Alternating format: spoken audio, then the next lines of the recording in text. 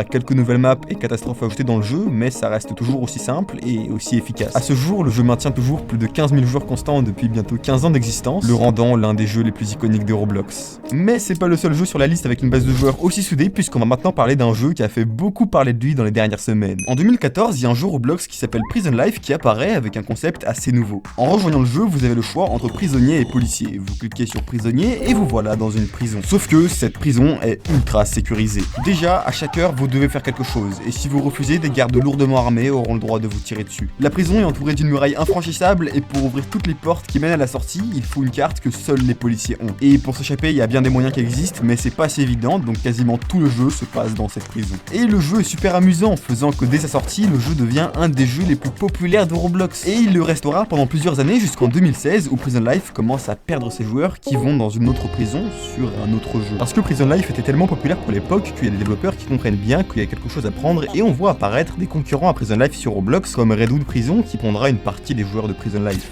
Mais le pire arrive en 2017 où est publié Jailbreak qui est le même jeu que Prison Life mais en beaucoup plus poussé et bien fait avec une réelle économie.